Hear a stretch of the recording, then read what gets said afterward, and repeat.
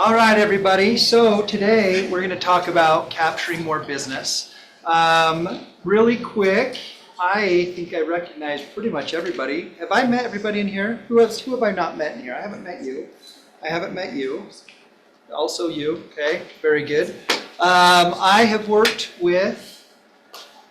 been in the business for almost 20 years now, 17 plus years. I actually graduated from college. And when I got out of school, I remember literally the break on my way to my last final, my friend called me and he said, "Hey, I know you're finishing school." He's like, "We're doing loans. Why don't you come do loans?" And so I remember that gap between ending school and starting, in January. There was like that little 3-week time frame. I remember I read Think and Grow Rich. And I read, what's the Robert Kiyosaki book? Rich Dad, Rich Dad, Poor Dad. And so I started doing loans. The good thing is when I was in school, I was working for American Express. American Express has a 3-week training program of customer service training. And customer service was one of the main things. I worked and kind of went to a position which called a service recovery team. So you are a platinum card holder and you've been a member for a long time, you spend over $100,000 a year. You have a problem, you would talk to me, which was kind of weird that I think about now that I was like this kid, but I was on the phone all the time so much that I just really had a knack for really wanting to try to understand the issues. I used the training they had. And I will tell you the number one thing that people will pay you for, they won't pay you for your knowledge as much as they'll pay you for your perspective. So just know they want to understand what you think. Yes, you have to have knowledge. Yes, you have to have an experience. You have to understand the dynamics of everything so that they can know that you're competent. But they are going to pay you for your perspective because that is what is going to differentiate you. So I want you to just remember, it's okay for you to chime in, but it has to be at the highest frequency, and it has to be that you have to be at the right vibration. How often have you met someone or been with somebody where you said, the vibe is off, or it just is you're just, there's something inside your guts that turn because you're just there, and what it is we're all at a different frequency. We talk about how we have a spirit in us, or an energy, or the way that we carry ourselves. And what I will say is what I'm going to spend a lot of time on is a few details that I just want you to kind of be patient with me on, just because I do feel that is the foundation to truly have your most successful sales, because that's 90% of the business. We have a lot of news that comes our way. A lot of influence that sometimes can be very difficult. Where should I stand, by the way, that's best for people that are viewing online? Well, they're seeing that screen. They're seeing the screen. So if I'm just in the corner, right? That way I'm like talking to Well, they can stuff. see the screen without you. You're not there. It's just all right. So they'll just see it. I can talk and I'm fine. You're just a voice. They have like a separate They're just screen. looking at the screen, they can't see you. Oh, okay. There you go. All right. But if you Perfect. stand on the side, then you don't block the screen for There you go. There you go, right Thank there, you. perfect. There you go. So there's a lot of information. There was a gentleman, so when a couple years ago, it's funny because it's May, it was this time last year, and I felt like this, 2 years ago. I remember the team, we'd sold about, 150, 160 homes that year, and I didn't feel burned out. I just felt like a little bit like I was not growing, I wasn't progressing, I wasn't going and becoming a new person every year, right? One of the things that Ed Mylett has a great podcast, and one of the things he said in his podcast is who are you, like whatever your year is, like who are you at age 31 versus who you were at 30? Who are you at age 32? And the reason that came about is there was a gentleman that he'd always see every Sunday at the car wash, and the gentleman would just say to him, an older man that would sit there and read the newspaper, and he would say, hey, when your son, appreciate it when he's 13, because when he's 13, he'll be 14, and he'll be a new person. And when he's 15, he'll be a new person. And one of the things that Mylett said to the gentleman was like, when did you stop? When did you stop changing? Like that's an interesting question. So that was one of the things that Milet talks about. It's like, who are the new person that you are? If you ever listen to some different, if you're ever, I think that there's three things I want you to take away from this, if you get anything. Is one, just know that leveling up and bringing the highest frequency is going to be your best asset.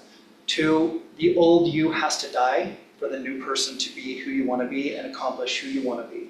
And then three, you always have to have something in the books, meaning you always have to have something that you're working towards. You have to have a race that you're going to run, a vacation you're going to go on. And it's not so much that you're going to enjoy yourself, but it's so that you're saving money. You're getting yourself ready physically. You're mentally preparing for something in order for you that you are progressing in a way that is either going to serve others or serve your family or so forth. And so I'm hoping that when I kind of deliver this message that you understand what I'm talking about is to make sure that you're always bringing your best, but we're going to talk about that. With the news that is out there, I went and I did the master's program. I will not recommend anything for everybody. That was what I needed at the time. Okay, a master's in real estate development. It was highly technical, like Excel-based stuff, doing pro formas and different things on commercial, multifamily, retail, things like that, right? I just felt like from a development standpoint, I wanted to understand it. Anyway, one of the guys that I went to school with, he was a broker, good agent, did a lot of deals. Anyway, I talked to him and just, regularly, like I try to get out with him every couple months and just see what everybody's doing. Talked to this guy last week and happened to call him. And I was like, hey, how you doing? Whatever. And he was like, man, what do you think about all the NAR stuff? And oh my gosh, and it was just, I could feel that frequency, that energy change as he spoke to me about these things. What I found out, he also had quit real estate and he had also taken a job. And it was funny because he asked me, hey, what do you think about it? I said, oh my gosh, this is the best thing that could have happened to our industry. This is going to allow us to earn higher commissions. This is going to help the expertise and then people differentiate themselves. I literally just boom, boom, boom, boom. All the different things that I thought truly were positive. I was like, whoa, I'm really surprised to hear you say that. And then he went into how his life had changed. And I will say that things are always going to happen to us. And it's going to be inevitable, but it is how we respond to it. We can have an amazing home life and an amazing family, but if we're living with anxiety and fear, we're just going to have anxiety and fear that we bring into our families. I think that this life is one for progression. I also think it's one that we have to learn and master fear. I think fear is the one thing that holds us back in everything in life. And if we can master fear, I do believe that we do progress faster and we're able to become the person we truly want to be. Which I think that's kind of a weird statement for me to say, but I think that's just something that I've come to learn from me, okay? I want you to, and I want you to just write that down. Tony Robbins' Mindset of Service. It's a 5-minute video. I just want you to watch it, okay? I'm going to come back to this, but this is the cup overflowing, so just remind me of this, okay? But if I think about it, when I talk about this gentleman, there was 3 things that really he did not have to keep a position in real estate. And this is the same that our clients have. I talk about this a lot in the team, but also I wanted to just touch it here because this is where people will not work with you. This is where people go to other competition. This is where people decide to either go, whether they're deciding full service or limited service. The only reason that all of this has happened is because people are absolutely fed up of paying 20 grand for nothing. I've said it for a long, long time, we are a way overpaid industry for what we do, unless we deliver what we're supposed to. Does that make sense? There's been times where we have had times where we all know I earned every penny of that. And other times we're I didn't do really. I feel guilty. I didn't do jack. And the truth be told is, we have energies in our body of where I've been at the closing table and I see a 28 grand commission and I'm you know what, there's more I could probably do. Now, I delivered a great service. I did everything I was supposed to, but I'm I didn't deliver, all this that I did not equal this. Does that make sense? Now, knowing that, I'm not saying we don't have value, what I'm saying is it gives us the ability to know what do we need to do to be equivalent to that so that the compensation matches what people want to pay. That's the only reason there's ever disruption, if you think about it, whether it be through Uber. I mean, think about it. Taxi drives were freaking expensive. So what did they do? Uber came in and it was super cheap and super convenient. It made it easier and cheaper, right? It was more convenient. Now the costs are the same as a taxi. Same, but their value hasn't changed, but they're essentially saying, look, we're of the same value, which they are. And we see that because we still use them. We're not, and I think that from the travel industry, every industry essentially, and so that's what I'm saying is I remember agent asked me about 5 years ago, and there was all this kind of talk about it. He said, do you think buyer's agents will ever go away? And I said, I think it'll change. And he's like, why do you think that? And I said, I think because people want value, and it may turn into something more like, for me at the time, this is what I said, as I said, it may be more like an attorney, where essentially somebody's gonna pay maybe a service fee, or they want to pay some sort of a retainer, right? Or a consulting fee, okay? Because they're just like, man, I just don't see the balance. It's like, think about this. I'm at a job, I'm working hard, I'm busting it up, 7 a.m., 7 p.m., I'm away from home, earning $60,000 a year. I go to sell my house, the guy rolls up, jeans and a hoodie, throws it up, does a couple deals, I get a couple phone calls, deal closes, and I see a 15 grand to this guy, 15 grand to that guy, 5 grand in closing costs, I'm out 35 grand, and I earn 60 grand a year. I'm like, that freaking sucks. Because they're just like, dude, I work the same amount of time, but I'm like, I don't get that compensation, so there's this disconnect. Maybe sometimes you meet a rich person, and they're kind of like, well, why don't you just go buy it? And you're like, they're disconnected, like they just don't. They're like, yeah, dude, I'm not gonna go buy a brand new freaking whatever it is, Like, yeah, go get a Bugatti. It's like, what? It's 250, whatever, $300,000, $400,000 car. It's like, yeah, I would never do that right now in my life. You know what I mean? But for them, it's like, well, why not, right? So I'm just saying, this disconnect that has been created is why we have all this. So our job is to how do we close the gap? And it's through service. It's through providing more knowledge, experience. It's providing them a different experience so that they can essentially come different.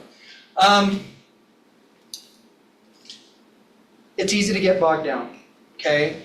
And I think that it's really easy to make sure, but as long as we're making sure that they have certainty, security, and predictability, a system in place is gonna make them feel completely different. Stephanie, could you just read this for me real quick? You are where you are because of who you were, but where you go depends entirely on who you choose to be. Perfect. Everybody, I'm just gonna ask you, if anything, another just point on the things I asked you to get, just get up an hour earlier. Every day, get up an hour earlier. The reason why is you wanna get up an hour earlier is we must go essentially in our life's journey, and what we need to do every day is to improve. The biggest thing that I find whenever I have people that are saying, I'm not meeting my goals, I'm having a problem, whether it be when we meet with our clients, or it's agents that come into the office, or it's frankly business owners that I know, it's because they have stopped growing because they're not doing the things that they have to live at the highest level. The choices we make are the easy part, but we have to be prepared for the consequences the choices have made us. The other thing is that we have to be aligned. And what I will tell you is that what we have to do is we have to just change the way that we're living and the way that we're opening our day in order that we can serve at a higher level. What tends to happen is we find that people are getting up late, they're rolling in the office, they're kind of doing their prospecting, they're taking time off, but taking time off, whether it be they're going to lunch, dinking around, and then trying to do it again, but it's just because they're mastering their day in doing kind of mediocre things, as opposed to doing something that's going to give you the highest frequency, okay?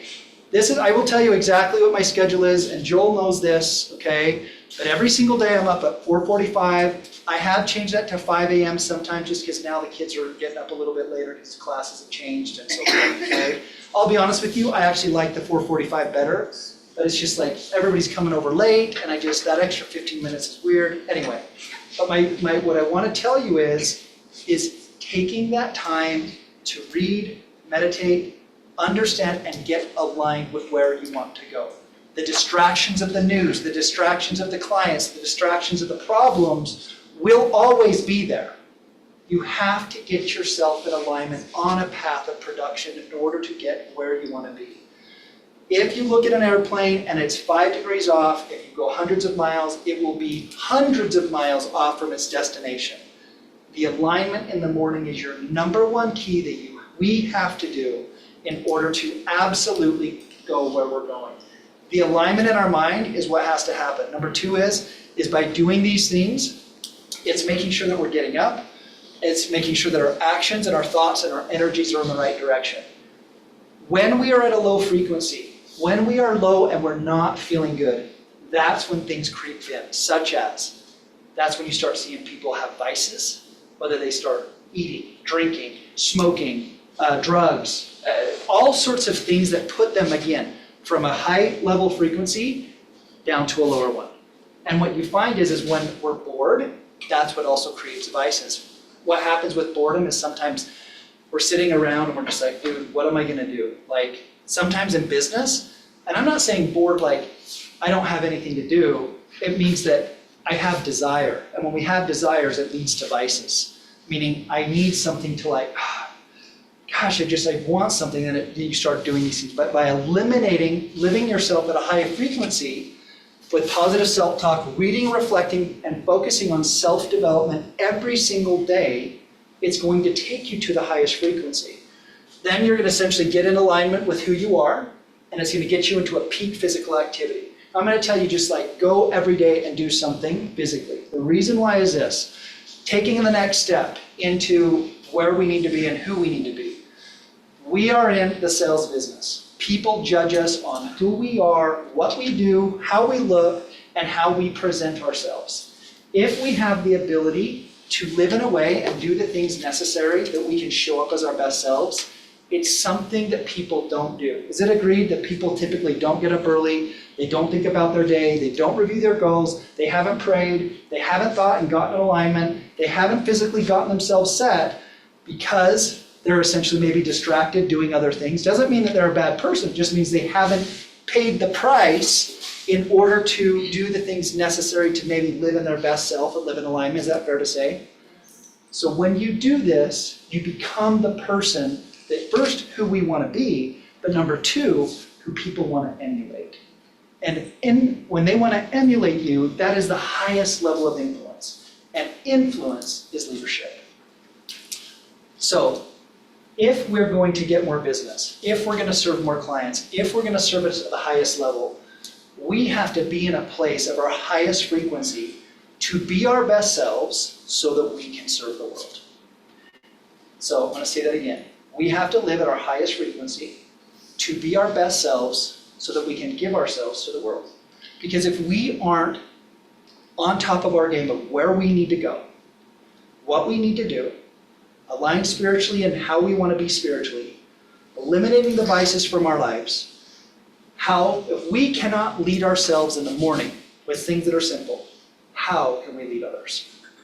So leading ourselves gives us the ability to serve others at the highest level because they see you as somebody, as a leader and someone that they can emulate. And at that point, you have worked on your self-development. You've worked on your physical care. You've worked on who you want to be spiritually in your own self-development. So when they come to you with their emotional issues, truth be told is you've been working on yourself every single day for a year, 2 years, 3 years, 5 years, and you're overflowing in knowing who I am, what I need, and what's the best for me. If they need physical help, you're actually physically moving around because we're doing more things. We're living a little bit better, different, because we've just focused on doing something where we're a stronger human than the majority of the population. And we have when we also frankly are living in a higher leadership position, and when you're doing that, frankly, you earn more money. And when you earn more money, you can actually help people. And I will tell you, one of the things, for example, I keep now on my desk, and I tell you this story because these are the things that I need, and I don't want to put any type of a negative atmosphere, but just know these are the things that I have to think about to like progress, okay? But a young, people across the street, kids get sick, they have 5 children, all 5 of them are just sick, they all have colds and little viruses and sore throats and strep and whatever. They rent the house, which is really rare because like none of the house, it's just normal homeowners, but they happen to have rented this house for the last like 6-7 years. Anyway, little girl, 2 years old. She goes in, has super shallow breathing. She was gonna take her in, but she didn't. All the kids are sick. She had strep. Then she took her in. They're like, she has pneumonia. She has strep. And then she went septic. And when she went septic, that's when they had to resuscitate her. Her fingers and toes went black. They amputated her legs, amputated her lip, amputated her tongue. Like it was horrible. 3 weeks of just horrible, horrible, horrible, horrible things. And it was, I think about those things because it's like sometimes we're like, man, my commissions, my trip, my friends, and it's just like, man, like we have life so good. And when I sat at the funeral, their perspective on life was just really wonderful because they'd gone through this ordeal for 3 weeks, right? Of just all these horrible things happening, how the doctors helped, how the people helped. And and the reason I tell you this is one, I keep her stuff in my office just to like, as a reminder, like life is good. And 2, we have to live in abundance so that when that neighbor, if they need anything, I'm gonna be there to do whatever they need. Does that make sense? Because we have to be that person because nobody else is going to step up. You have to be the person to step in. Because if people don't want to ask, they want leaders in life. People want leaders. People need leaders. And that's what I'm saying is that cup overfilling, we have to have ourselves in an alignment of overflowing so that we can truly lead people. And I know that when we do that, they perceive you different, they feel different, and frankly, now we're in alignment where we truly can provide world-class service to people. And once we're in that type of atmosphere, we're no longer selling, we're now serving, okay? So as we do those things, as we live in alignment, as we have the perfect schedule, reading, so getting up in the morning, so schedule today, up at 5 a.m., go through my goals, go through my, like pray, feed my dogs, right? Get them all ready, whatever, go to the gym, do my workout, drive to my buddy's house, cold plunge, go home, make my son breakfast, get him all ready, right? My daughter always off to school, take him to school, come to office, start working on business, right? And business building activities. But on the way there, listening, every single day I just will have something aligned and something ready, right? Whether it be I have a book that I'm gonna read a page on, so sometimes I'll have a book that I'm just like, while I'm there in the morning, sometimes I like to turn on the fireplace. In the summertime, I will tell you, it's kind of nice to go out in the yard, kind of ground yourself, you know what I mean? And be in just a place where it's just like, you're taking that 5-10 minutes just to like, that's your moment, right? You have to take care of yourselves in the morning because the day just gets insane. Everybody knows this, right? So you have to do those things. But listening to something that is truly going to help you, take notes on it, think about it, and what you'll find is you're gonna find different people come to mind, different needs will come to surface, and you'll also find that different people that you maybe should be in touch with will also come to mind. It's really crazy. And I will say, just make sure you do, this is where I've made a mistake, take a note. The moment you feel it, just take a note. Because there is an alignment that occurs when you're at a high frequency, or whether people need it or people want it, or that there's something that you can actually do outside of yourself because you're truly in overflowing. That's what they call momentum, right? you're at a high frequency state and you're continuing to go with that. But sometimes we get out of momentum because we sabotage our schedule, or we sabotage ourselves with vices or negative self-talk, okay? 90% of success starts with our daily ritual. We have to, now that we are at our highest frequency state, okay? We've come in, we've done those things. That gives us the ability to master what we say, how we say it, and do it every day. The number one problem that I will tell you and different salespeople call is it's not with an energy, it is not with enthusiasm, it is not somebody they want to talk to. You have to be enthusiastic and you have to act like you know what you're talking about. When you are selling your brand, which is what you're doing, 3 key points that I will tell you in selling your brand, okay? You have to love what you're doing. Now, I will tell you, that's that moment where I was like, man, I liked what I was doing, but I needed that little change. I needed a little bit more like input for me from this other source when I kind of started getting a little like passive with my real estate business.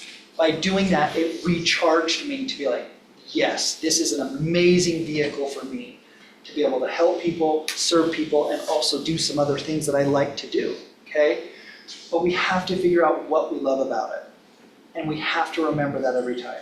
Is it we love to help them? Is it love, like, what the issue, like, what is it that we truly, truly love, and we have to cement that into our bones in order that it will come out of you, because now you're coming again. You're not selling, you're serving.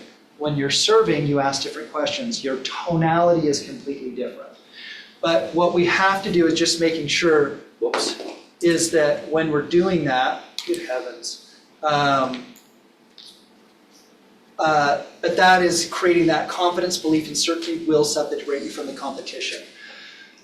But only at that place will I tell you, can we truly convert the most people, build our pipeline, and have the best conversations. Because conversation is where conversion happens. Just remember that. That's why our phone skills really have to be top-notch. That's why our physical appearance has to be top-notch. That's why our presentation skills have to be top-notch. The beauty of the market is people are going away. The great thing is it also gives us the ability to change how we're delivering things so that they will actually pay us more. Because as people go away, we continue to feel like, man, things are changing. And they are changing, but we'll talk about more how to get more business with that.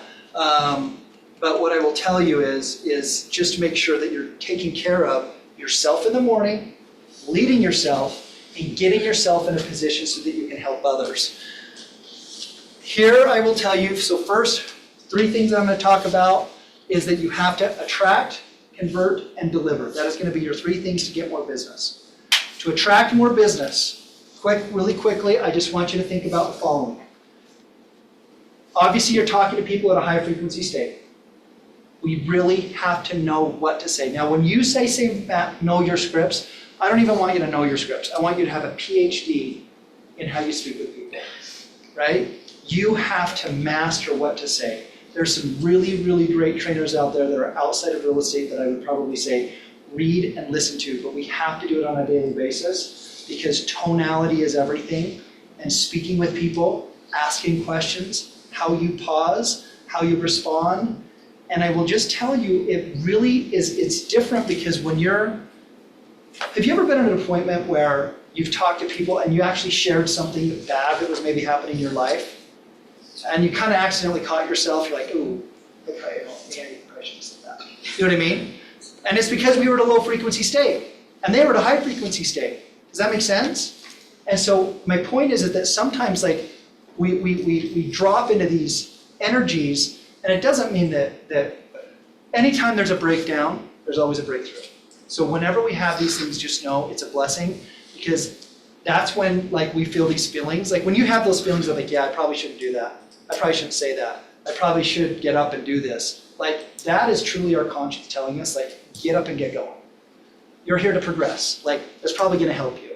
And I've really made a difference in trying to listen to that, because I hear it all the time, but I always think it's on stupid things, and I'm like, wait a minute.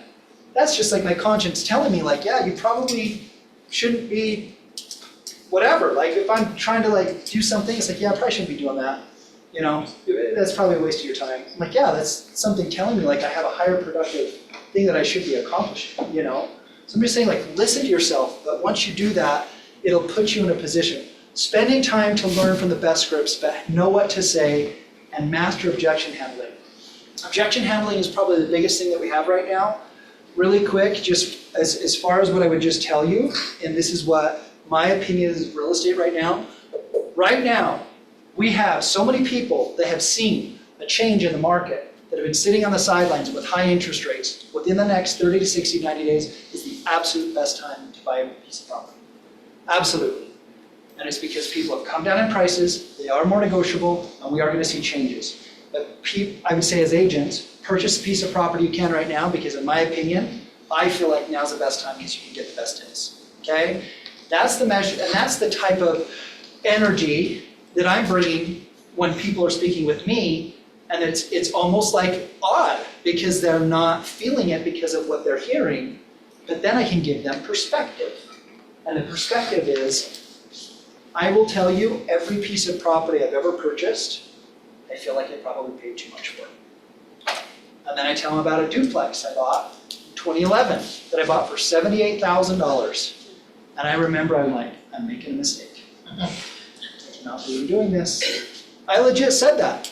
And two other people that didn't offer as much as I did, that wasn't even worth that to them. They wouldn't even come up in price. Does that make sense? And I guess that my point is that it's like I will tell you, and every person I've ever talked to, they will never tell you they wish they didn't buy a piece of property. And it's just like, man, that's right. It's just perspective. If you called any one of them, they'd all be like, yeah, I'm so glad I bought when I did. And they all felt they paid too much. Go ahead. Well, just to your point, I do market analysis for my parents every couple of months, just so they know. They paid $90,000 to build their house. Their house is worth $900,000. Yeah. That's insane. Now, imagine had they bought 10 of those. Yeah. Right? And that's always the saying, hey, what if you bought 10? But what if they bought one house a year for 5 years? That's attainable. Especially when they probably could have done seller finance or creative financing or whatever. Fair to say? And so, this leadership portion, that's why I say you gotta, okay, so the three things in mastering your brand is one, you have to love what you're selling. You have to be the person that is essentially the best. You have the most predictability, right? And you essentially have the most energy about the subject because they're gonna know exactly who you are and what you're trying to accomplish. In fact, oops, I wanna take this, show this note that I had written down so I don't miss it. And I had written this down.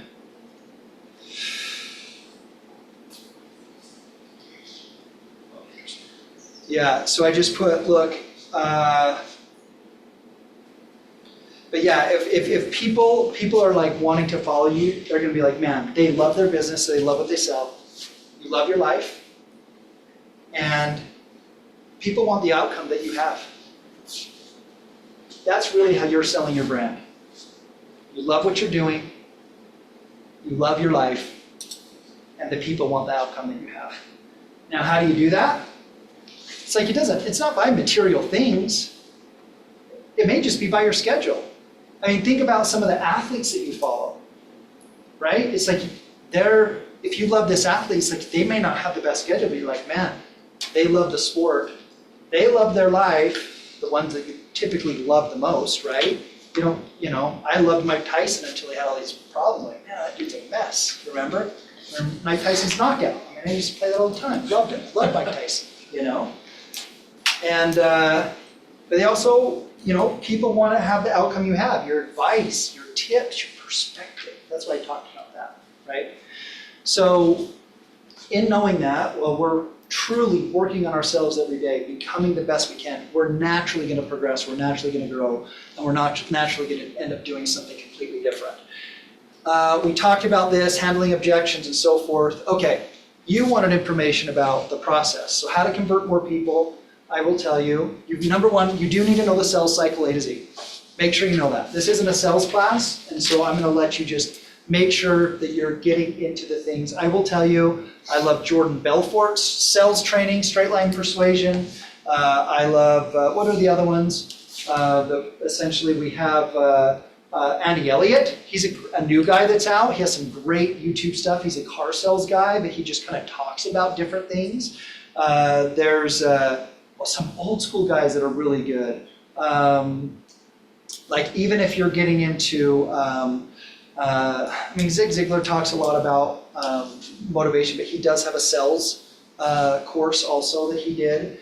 I guess my point is that you're just learning the teeny tiny nuances, and that's why I say you just have to take 2 or 3 things away from it. In your business, I would say the majority of our business comes from past client referrals, okay? And so what I would tell you is in you to convert more business in your business. My recommendation is number 1, you have to provide them a world-class service experience. That is gonna be number 1, okay? Part 2 of that is you have to plan on duplicating what you're doing. A fantastic book, 2 books that are my favorite books, we read it here as I remember seeing it, and it is The Compound Effect, okay, which is one that is fantastic. Now what's interesting is The Compound Effect was actually, what's that guy's name? Darren Hardy. Darren Hardy. Darren Hardy studied under a guy, there's a book called The Slight Edge. Yes. And The Slight Edge is where Darren Hardy worked with that gentleman and he wrote The Compound Effect. So if you have the chance to read a book called The Slight Edge, very same kind of realm, but talks about this compounding over time, okay? What happens is we spend, it's like you're in the desert and you've got a pump and we're just like pumping it. And we're just getting nothing out of water. It's like a dry well. And that's what happens sometimes. But finally, once you're essentially pumping that well so much, that's when you see water all of a sudden come out because you've spent the time to pump the well. What happens is sometimes we spend so much time pumping the well, all we're trying to do is catch the water, okay? Whereas what we can do is continue to pump that well and continue to bring more buckets of water. But we stop, and that's how people start getting this roller coaster effect in the business. So I'm going to tell you, every single property, every single listing has to be 5 transactions. How does that occur? 1 is you're obviously going to sell the property, okay? From that client, you are going to get a referral that you sold that property from, okay? You are going to circle prospect and get a buyer from that location in that area because you have a great property that you can find in that area. You're also going to get a buyer that you would do through an open house because now, again, remember, conversion happens with conversation. Now you're away from the phone and now you're in person. And when you're in person, you have a much higher level of conversion, okay?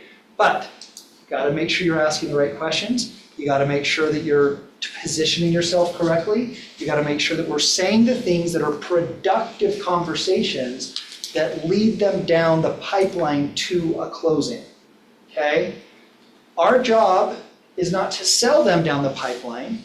It's question-based selling to understand their needs and introduce to them more information. This is a reason I had this up here. Let's see. Okay, I talked about this newspaper, okay? In our businesses, think about the newspaper. Newspaper, would we say Deseret News information is reliable? Who'd say it's reliable information? Tribune, Used to. Wall Street Journal, it changes over time, right?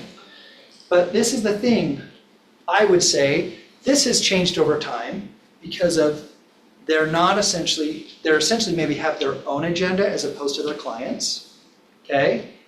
If they were delivering what was transparent and very clean, it would be very different. But think of a newspaper. A newspaper doesn't know everything, but they just get the resources and then they deliver the information. So when I talk about the 3 things that it takes to grow your business, which is salesmanship, leadership, and market knowledge. Okay, salesmanship, leadership, and market knowledge is what it takes to truly grow and compound your business. With market knowledge, really, you don't have to know every single little thing, but you want to be the person that has the resources to deliver it to them. Okay? 9 times out of 10, I love the times when, one of my favorite stories is there was a guy named John Zarbach. I remember John, at the time, it was just a sign call. He wanted to see a property. Then I found out he was an investor. He wanted to buy an investment property for his son. He said, I need to know exactly what to do on this property to do the work so that I can help my son. I called the number one investor in the market that I knew that flipped 100 homes a year, and I said, hey, can I pay you $500?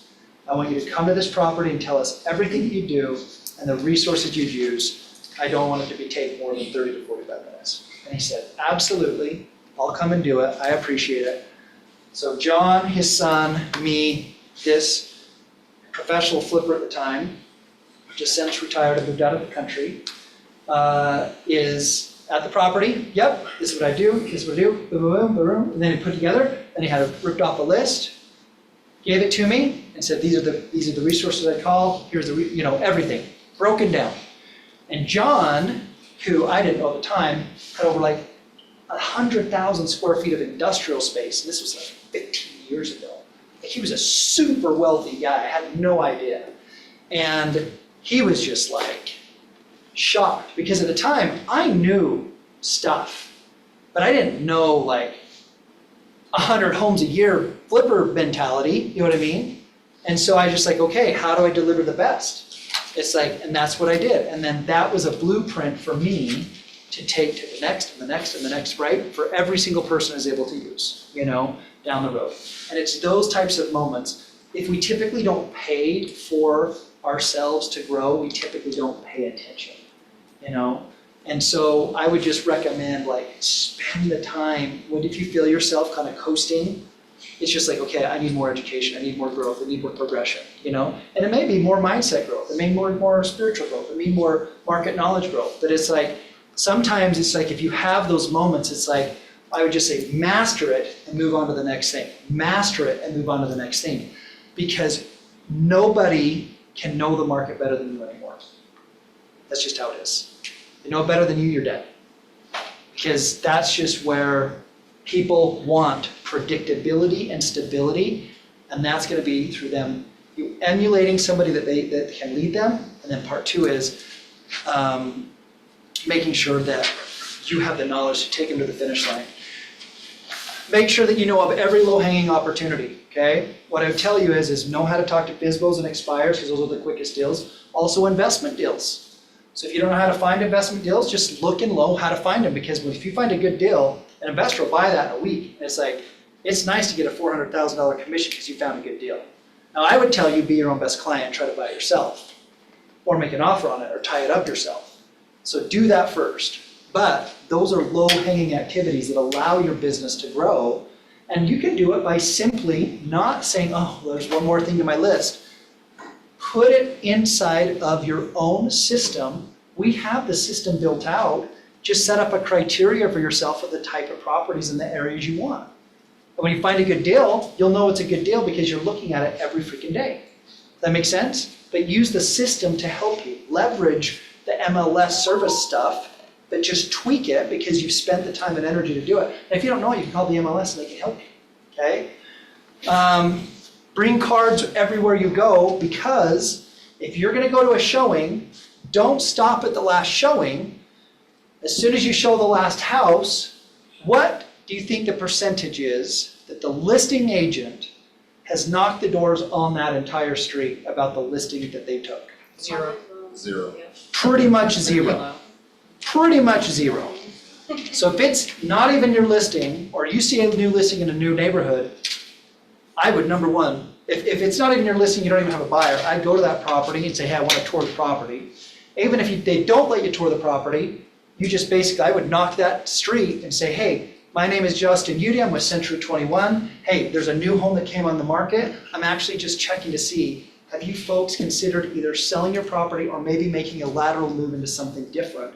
that would maybe make more sense for the family, you know? And again, just trying to get more information, great, and sometimes there's a different delivery that you can do, but the main thing is out of curiosity, it's not, have you thought about selling? It's, hey, have you maybe considered or making a lateral move to a different property that would make more sense? You know, I like to use a lot of transitions of, hey, there's been some really good properties that have come up in the neighborhood that maybe are bigger, that have a better fit, but is that even something that would help you? Is that something that would maybe even serve you? Because it's just like, it's not taking it away, it's just like, I don't even know if that's something that's going to assist you, you know? But bring those with you, because if you show a property, knock all the doors on the street, because you're already out there. You truly have a buyer that's looking, if you've already shown it. And 3, you actually, if we've done our market knowledge and preparation right and delivering a world-class experience, we already have comparables. We already kind of know what homes are selling for. So when somebody says, you kind of just have a general knowledge. And all you have to do, if you haven't done it, you're essentially taking that MLS, you're going into the search function, you go ahead and you do a search and you do a 1/4 mile radius to know everything that's sold in that neighborhood within the last year. I mean, even if that's all you do, it takes literally 60 seconds to print that out and attach it. So when they ask you, should I make an offer? You're like, we probably should. Let me tell you what's sold. Next page. So that's my last thing I just want to touch on is urgency. You have to make things urgent and get things done. I'm going to tell you this last story. This week, met with some folks. I said, listen, we can get your property sold, $435. You know, a couple, $1,500 in little repairs, get it on the market, you know. Drama, trust, the mother, the children were pushing something, they're from the second marriage, she married in like 20 years ago, you know, she's dealing with different things. Anyway, I said, look, appointment started at 3, ended at 7, by the way. That's how much drama there was. I said, listen, let's just meet. They want to just sell it for cash. They just want to be done. It's like, I get it. They already have somebody in line. I said, great, let's do this. Let's meet the kids. Let's meet the buyer. Let's go to the property. If they're going to buy it, great, let's step away. If the offer's not in line, we list it. But let's just have clarity, transparency about what things are so that everybody's on the same page and we can move forward. So I bring a net sheet of 3 different scenarios. Cash, recommended, fixed up, all fees, all costs, everything broken down, okay? All comparables, obviously, too, you know? Go to the house, go to the thing, whatever. They're like, great, what would you pay for this? And I'm like, and I wasn't prepared for that one, you know? They were saying, hey, they want to sell it for cash, but they didn't ask me. And I'm like, you guys, I'd pay $360 for this. We gotta understand, like, I'm gonna renovate it, I have time on market, I have selling fees, and, you know, that's the most that I would pay. I go, but I'd close in a week, but that's the most I pay. I was like, because I'm taking off my realtor hat and I'm putting on my investor hat, and I have to have equity, and I have to have cash flow. So if I don't have both, it's gonna be a losing property, you know? But that's why I'm telling you, like, let's sell it at $435. It'll probably be 2 to 3 weeks on market. You'll have your money literally within 60 days, you know? What's the flipper come back with? No, we don't know anything, blah, blah, blah. Anyway, get a text. Justin, we've decided to go with the flipper. He's gonna buy it, and then he's gonna sell it to somebody else, and then we're gonna be out of it. And I will tell you everything in me because of the numerous conversations, hours and hours, because I'm talking about a couple things, but in between there's just hours of drama, and you're like, so it's the moment I'm like, okay, deal's done, right? I've already spent enough time on that. Deal's done, move on, they've made up their mind. And there was that one moment inside of me where I was like, God, it's like, why are you why are you letting this go? You know, it's like, and it's just like, there's urgency here. And so I just like, and again, had I not, I will tell you, had I not gotten up early, had I not thought through my mindset, had I not done my workout that day, I will tell you, I probably wouldn't have called them back due to this, all these things that was progressively getting worse down the road. Like I was like, yeah, this deal's probably not gonna happen, you know? But anyway, called the lady, and I basically was like, hey, what is the deal? I was like, what's in it? I don't even know. The kids are handling it. I'm stepping away. I was like, great. Do you care if I just call the kids direct so I can understand the dynamics, so I know whether I'm helping you write a contract, stepping away, canceling our agreement, whatever we're doing? Just call, just talk. Hey, son, whatever, son-in-law. Wait, son-in-law? Yeah. No, Stepson. stepson. I'm like, that doesn't sound right. Stepson. Hey, stepson, just curious, tell me, when is the closing? What's the offer? What is it? Well, he's gonna give us 3:30. He's gonna close next week, and we just feel like that's the best thing. I said, that sounds perfect. I said, so out of curiosity, the offer that I would have had, it was 360, and it would have closed in a week. What changed? Well, he's gonna cover our closing costs. Oh. That was the first thing out of my mouth. Okay? I said, okay. Again, this is when, again, understanding objections, taking a moment to let people talk. Sometimes we're interjecting. Well, had I just jumped in? Well, guess I'll pay you more, whatever. I was gonna pay you more, why do you take more? Great, what else? Well, and we just really trust him, and we know he has the money, and like, he's a guy that we've known, and he does these things, he does other things, but like, he'll close, we just know he'll close, Okay, and I was just, is there anything else that was important to you, other than the price, and other than, knowing? He just basically said, no, really, that's it. And I said, so, just to be clear, I provided a net sheet, you still have the net sheet? Yes, I said, the closing costs ran about $2,100. And I'm like, so just that $2,100, it sounds like was kind of a big deal to you. He's like, yeah, it really is. I said, well, I think this is what we maybe should do. This is the issue. All the title work is done. He's gonna have to pull title. He's gonna have to do that work. We're already done. What if I just gave you $350, covered the closing costs, and I just closed on Tuesday? Huh, I mean, that would probably work, So we closed on that yesterday. It's fascinating how like our minds work with the numbers, but then when you're working, they don't do this every day. They don't Yeah. live, breathe, and eat it. So for us, it's just natural. Totally, And we forget that we don't know what they do. that's exactly it. And that's the point, is that, number one, we always have to be at a high frequency state because it allows you the ability to problem solve. It also allows you to kind of, frankly, the ability to like move forward and progress and try to push more deals. Do you ever notice like you're never pushing the deal when you're kind of like, I'm just kind of freaking tired from today? It's like, it's like you want the deal, but you're like, it may happen, it might not. Like, I mean, I hate to say it, I'm the same person.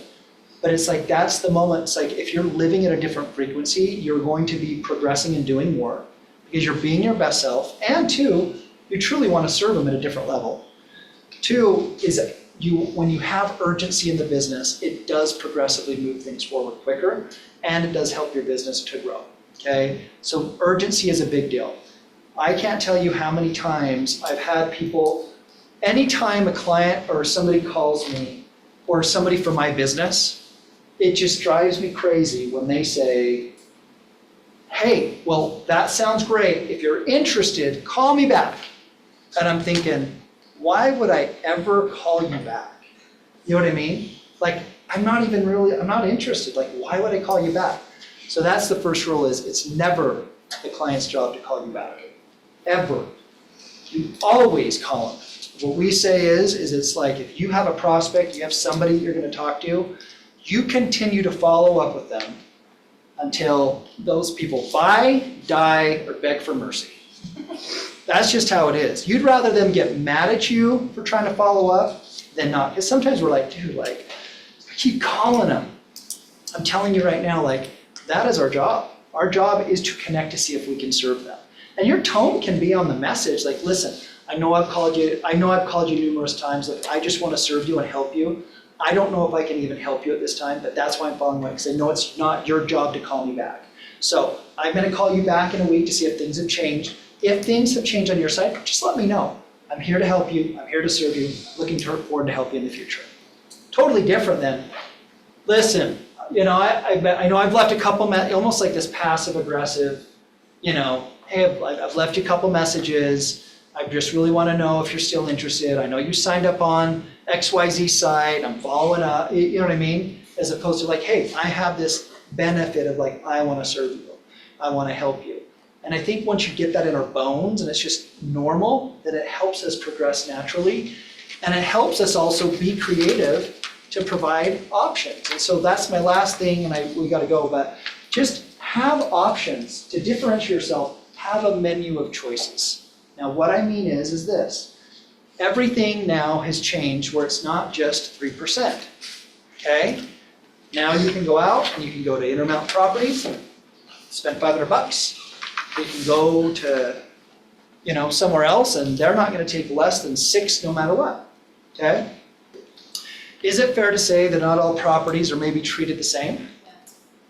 So, what I would tell you as the progression of real estate that makes sense, when I go to a restaurant, I don't want just one choice. Sometimes I want a mix of options because my needs are different than the options being presented. So, having an option for people would be, such as on this example of just this specific house, which was just different. Listen, we can buy it for cash. We can sell it at retail, recommended price, or we can sell it fixed up. With the fixed up price, listen, I'll give you up to $10,000 using my contractors doing the work. I do need to secure it again, a trust deed and a note against the property that I'll be paid back at closing to help you renovate the property. It's a choice. I'm not saying everybody do that, but it's an option.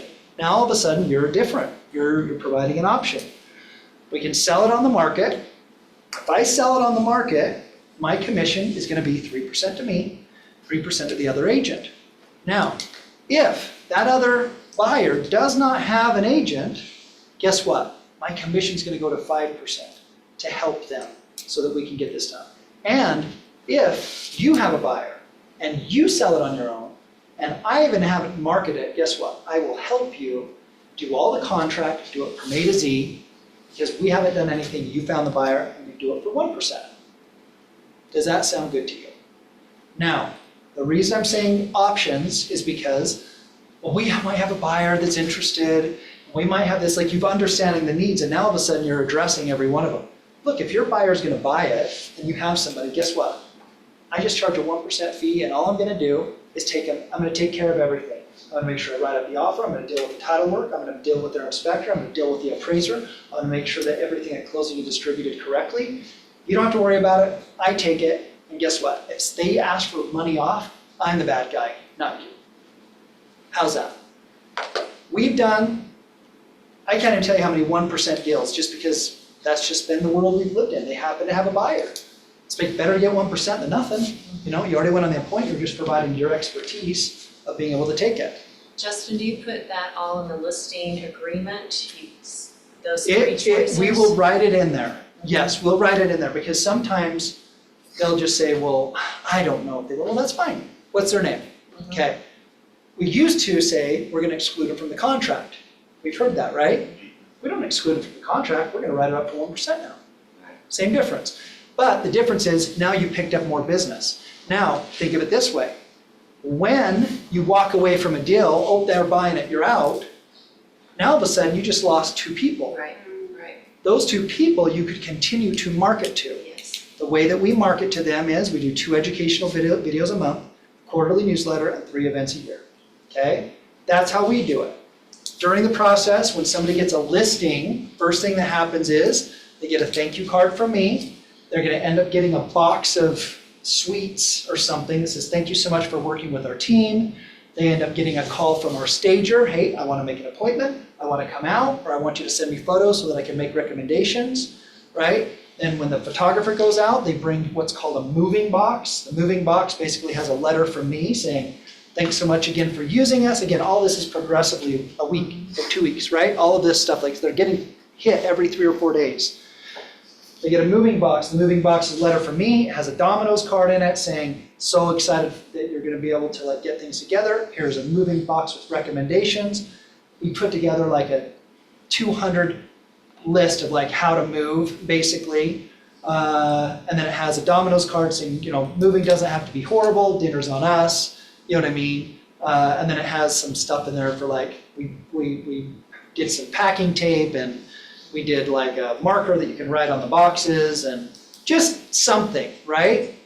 And then at closing, once you get under closing, I'll typically try to send them a BombBomb video or something. Hey, we're so excited. just those momentous moments, you just want to make big moments of just like, hey, we're under contract, this is great. Just contact your clients at least once a week, even if there's nothing to talk about. Once a week. So make it a day in your schedule, whether it be a Monday or a Thursday or a Friday, every single week. Every person you have under contract or you're working with, you call them every week. And sometimes that call is, hey, this is Justin, I'm following up. I don't really have anything to go over with you, but I want to just see if there's anything you need, let me know. Otherwise, I'm going to call you as soon as I have something. Talk to you soon. Boom. Because people feel abandoned. And they don't feel like you've earned it because you're not in touch. Oh, got the deal done, moving on. You know what I mean? So just know, those are some small best practices. We bought a red carpet for our closings. So roll out the red carpet, you know. And I would just say this, the best way I can tell from a customer service thing, because people say, man, what would you do? I've always just said, if you just sit down with yourself or your team or in those moments of like high frequency states where you're just like feeling just like, okay, my emotions are in check, you know, I'm action oriented, I want results. What is the experience I would want?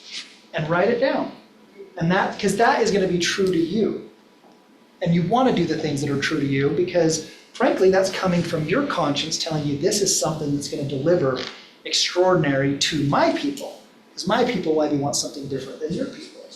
So your best asset is yourself.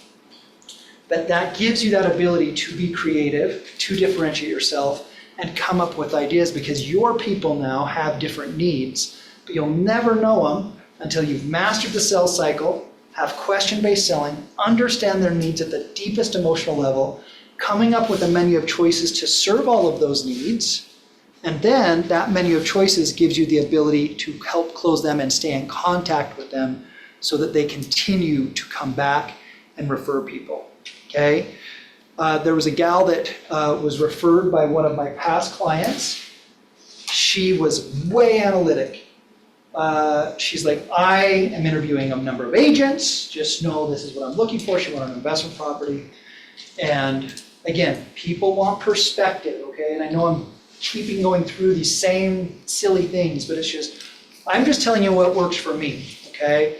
But I will tell you over time, I have found that showing up every day, keeping a good schedule, trying to make sure you're delivering a menu of options, and being disciplined every day has compounded business over time, okay?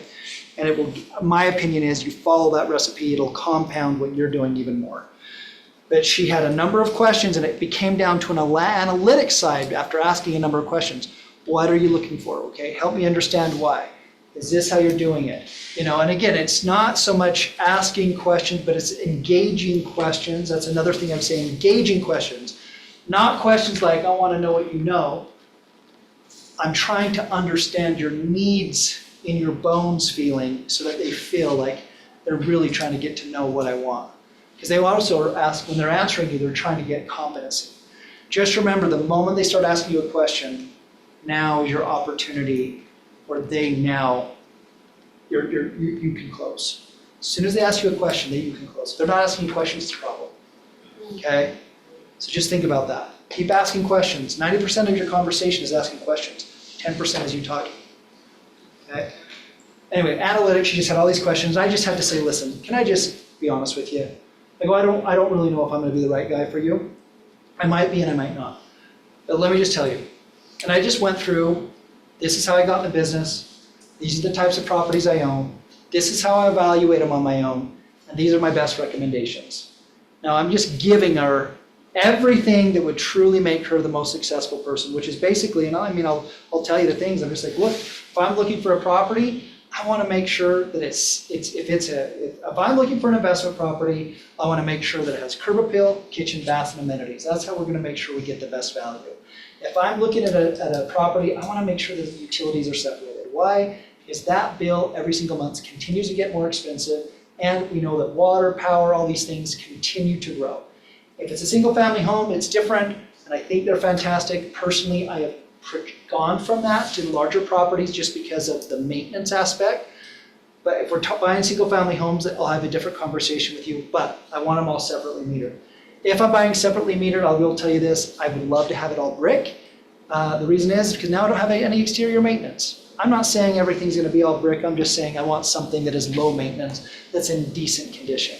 The other thing is I wanna make sure that I'm reviewing the rent schedules. The reason is, the best buyers that I'm ever gonna have is second generation owners and anybody that's owned their properties for 5 years. You know why? I always ask them, you know why? And they never answer, and I say, and I just kind of keep continuing, you know why?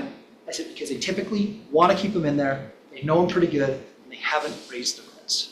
So, if I can go in and do a value add opportunity, whether it be fix it up or raise the rents, it's the same difference to me.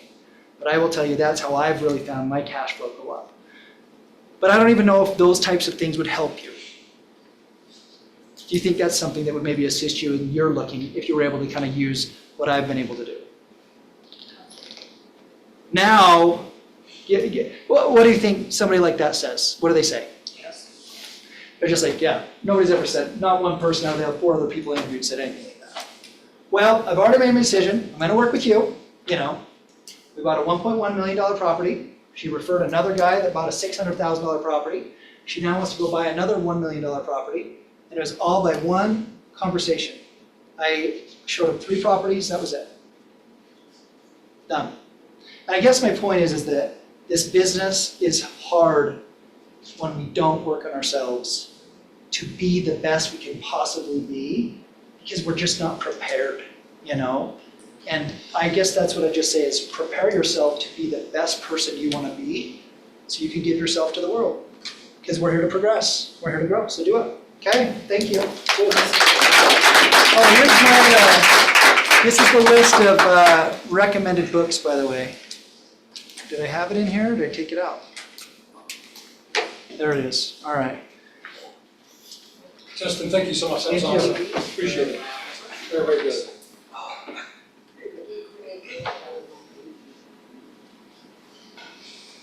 Alrighty. There were all those pictures. These are my books. Yeah.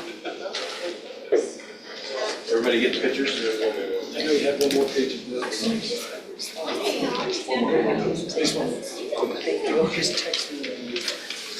Hey, how are you? Actually, it was me.